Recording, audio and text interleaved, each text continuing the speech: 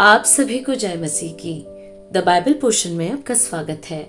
हमारा आज का वचन है दूसरा शमूएल 7वां अध्याय वचन 1 से 17। जब राजा अपने भवन में रहता था और यहोवा ने उसको उसके चारों ओर के सब शत्रुओं से विश्राम दिया था, तब राजा नातान नामक भविष्यद्वक्ता से कहने लगा, देख, मैं तो देवदारों के बने हुए घर में रहता हूँ, परंतु परमेश्वर का संदूक तंबू में रहता है। नातान ने राजा से कहा, जो कुछ तेरे मन में हो उसे कर, क्योंकि यहोवा तेरे संग है। उसी रात को यहोवा का यह वचन नातान के पास पहुंचा, जाकर मेरे दास दाऊद से कह, यहोवा यूं कहता है कि क्या तू मेरे निवास के लिए घर बनवाएगा? जिस दिन मैं इस्राएलियों को मिस्र से निकाल लाया, उस दिन से आज के दिन तक मैं कभी घर में नहीं रहा, तंबू के निवास में आया जाया करता हूँ। जहाँ जहाँ मैं समस्त इस्राएलियों के बीच फिरता रहा, क्या मैंने कहीं इस्राएल के किसी गोत्र से, जिसे मैंने अपनी प्रजा इस्राएल की चरवाही करने को ठहराया हो, ऐसी बात कभी कही कि तुमने मेरे लिए देवदारू का घर क्यों नहीं बनवाया?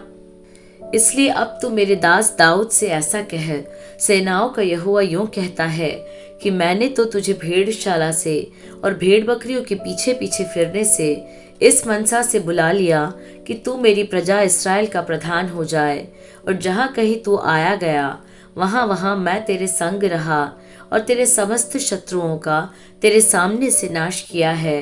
फिर मैं तेरे नाम को पृथ्वी पर के बड़े बड़े लोगों के नामों के समान महान कर दूंगा, और मैं अपनी प्रजा इस्राएल के लिए एक स्थान ठहराऊंगा और उसको स्थिर करूंगा कि वह अपने ही स्थान में बसी रहेगी और फिर कभी चलायमान न होगी, और कुटिल लोग उसे फिर दुख न देने पाएंगे जैसा कि वे पहले करते थे।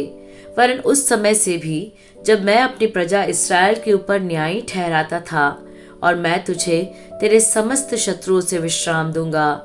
यहोवा तुझे यह भी बताता है कि यहोवा तेरा घर बनाए रखेगा।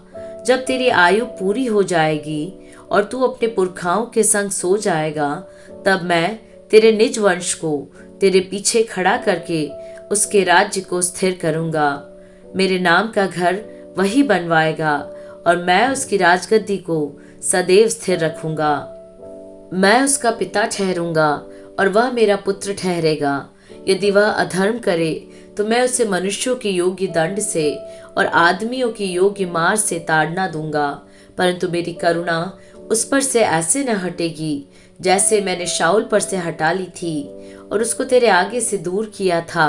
वरन तेरा घराना और तेरा राज्य मेरे सामने सदा अटल बना रहेगा, तेरी गद्दी सदैव बनी रहेगी। इन सब बातों और इस दर्शन के अनुसार नातान ने दाऊद को समझा दिया।